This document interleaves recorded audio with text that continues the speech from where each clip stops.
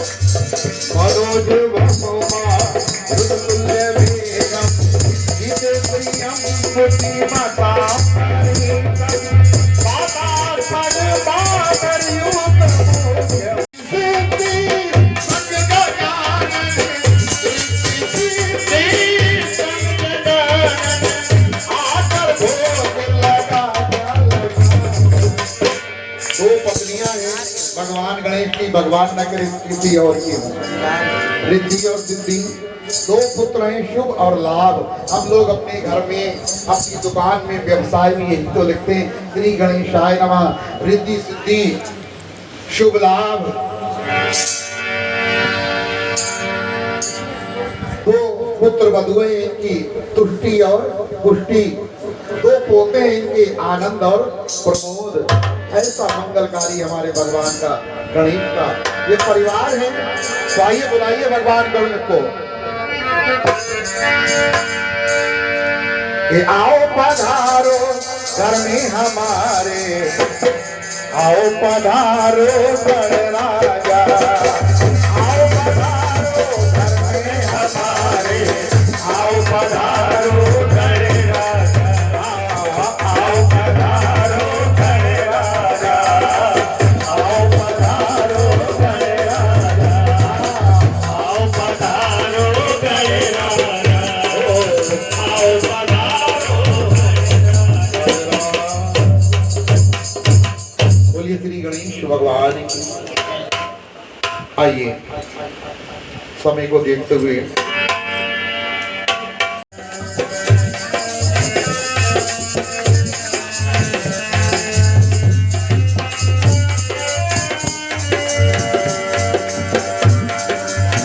जो भी घर से आता है वो बाबू सागर तर जाता है।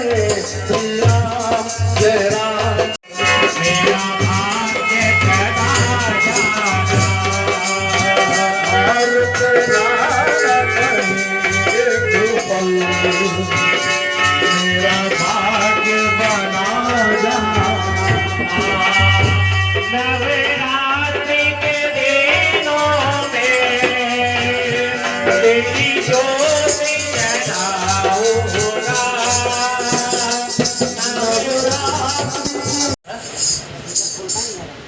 जय गणेश। परम रामगिरी कैलाश पर माता पार्वती जी जब विवाह के उपरांत में आई और सुंदर सा आसन भगवान ने आज वाम भाग में दिया। एक बार की बात, भोलेनाथ बाबा जब सती से रुष्ट हुए और सती का परित्याग किया था, उस समय पर सम्मुख आसन दिया, वाम भाग में आसन सती को नहीं दिया गया। लेकिन जब विवाह करके माँ पार्वती के साथ में आई और आने के बाद में वाम भाग में आसन दिया, तो पूर्व कथा प्रसंग माँ भवानी के चिंतन में आ गया और भगवान शंकर से पूछने लगी कि हे देवादिदेव महादेव, मैंने कोटि कोटि जन्मों तक आपकी ये तपस्या की और उस तपस्या के फल स्वरूप आपको वर के रूप में प्राप्त किया। हे भोलेनाथ, हे प्रियवर, ऐसा कौन सा मेरा व्रत था जो कि फलीभूत हुआ, जिसके कारण स्वयं आपने मुझको आकर के दर्शन दिए। उस कथा को मैं सुनना चाहती हूँ, श्रवण करना चाहती हूँ।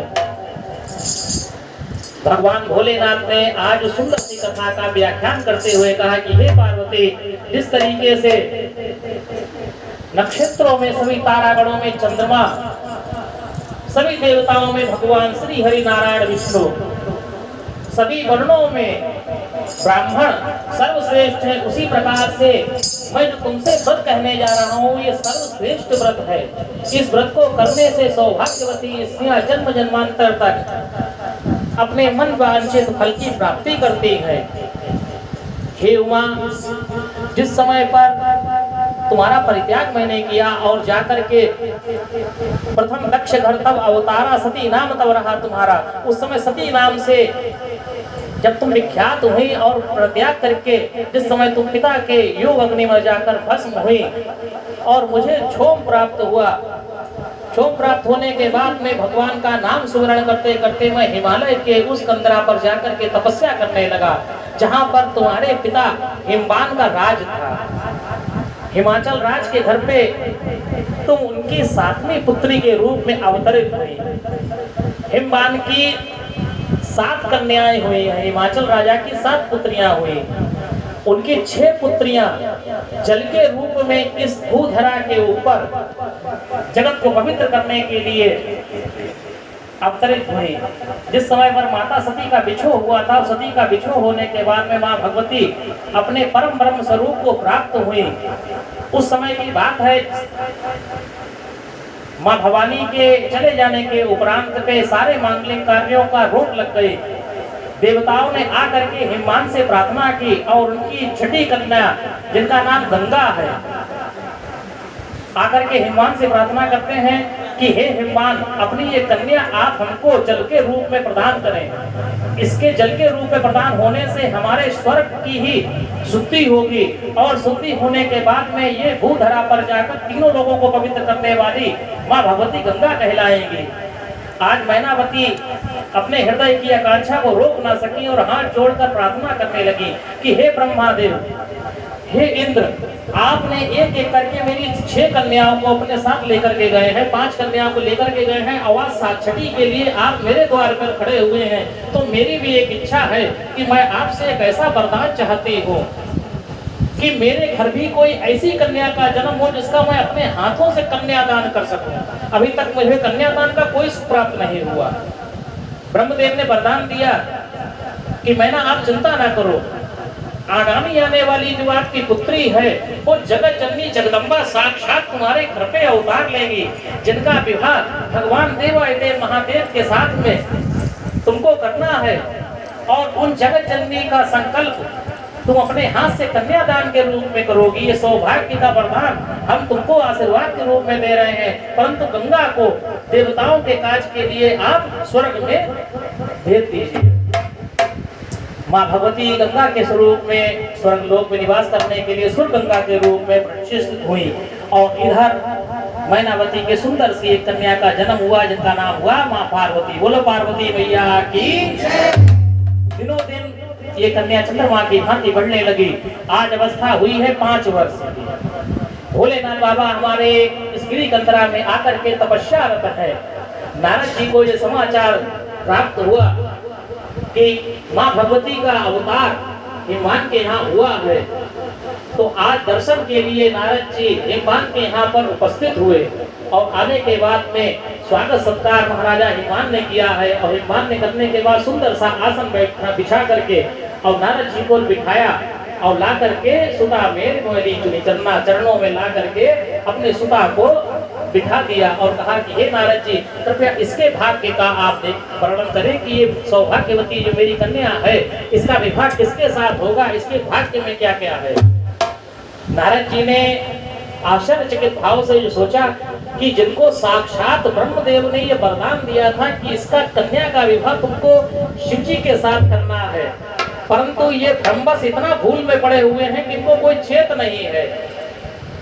देखा भाग्य की बात, बोले कि हे तुम्हारी कन्या तो जगत जननी साक्षात जगदम्बा है, इसका विवाह पर तो एक इसके अंदर जो अवगुण है, जो रेखा हमको अवगुण की दिखाई दे रही है वो ये है कि इसका जो स्वामी मिलेगा वो माता पिता से हीन होगा। भगवान अमंगल भेष, उसका जो वेशभूषा होगी वो अमंगलकारी होगी।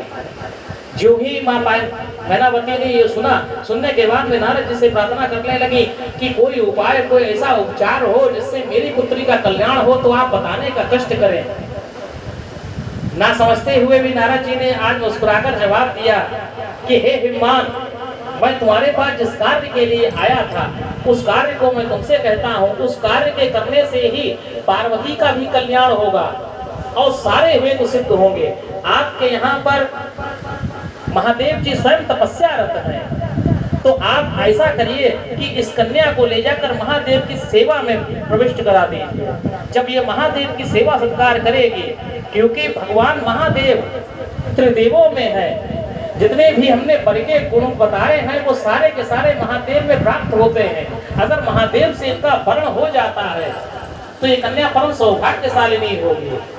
आप लोगों का आश्चर्य होगा कि ये किताब से हटके बात कर रहे हैं, किताब से हटके नहीं, किताब पे आएंगे विस्तार से। जब कथा का कोई भी श्रवण कराया जाता है तो उसका फलीभूत होता है। यह पुराणों से आपकी बात व्याख्यान कर रहे हैं।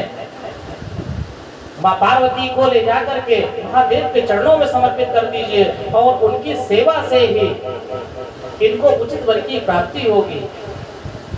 जिस समय मैनावती ने इस संवाद को सुना तो पर्वतराज से कहने लगी कि यदि अगर पुत्री का भाग्य में ऐसे ही कोई वर्ण लिखा हुआ है तो होना तो वही है जो ब्रह्मा ने लिख दिया, परंतु आपसे एक विनती है कि मेरी 6 कन्याएं चली गई मेरे पास से, ये अगर मेरे पास में रह जाएगी तो मुझे कोई कष्ट नहीं होगा, लेकिन अगर उचित हो, सुंदर सा वर हो, सुंदर सा घर हो, तभी इसका विवाह करने का मैं निश्चय करती हूँ। ऐसे वैसे से मैं किसी के साथ में विवाह इसका करना निश्चय नहीं करूंगी। हिमवान ने समझाया कि तुम चिंता क्यों करती हो? अरे जो इसके भाग्य में लिखा हुआ है, जब साक्षात जगदम्बा का ही अवतार हमारे यहाँ हुआ है तो चिंता की कोई बात नहीं है, इसको आप सेवा के लिए भेजो। महादेव की शरण में आए और आने के बाद में महाराजा हिमवान ने प्रार्थना की कि आप हमारे यहाँ अतिथि के रूप में आए हैं, तपस्या आप कर रहे हैं, तपस्या आप कीजिए, हमें किसी प्रकार की कोई भी आपकी कोई परेशानी ना हो, इसके लिए मैं अपनी कन्या को आपको सुपुर्द करना चाहता हूँ। भगवान भोलेनाथ ने कहा कि मुझे तपस्या करनी है, मुझे किसी प्रकार की कोई सेवा का सत्कार का कोई भी चाह नहीं, मुझको क्या करना है? बोले नहीं, आप यदि हमारे यहाँ आए हैं तो आदित्य स्वीकार आपको करना ही पड़ेगा। मेरी ये कन्या किसी भी प्रकार से आपकी तपस्या में बाधा नहीं डालेगी और ये यही रहकर के केवल और केवल आपका सुंदर सा सत्कार और सेवा भाव किया करेगी। आज माता पार्वती जी भोलेनाथ के सुंदर से स्वरूप के दर्शन किए और उनकी सेवा में रत हो गई। 5 वर्ष की माता है, आई और आने के बाद में भगवान भोलेनाथ की ही पूजा और सत्कार को करने लगी है। एक छोटी सी बन्नी भी यहाँ पर आती है। छोटी सी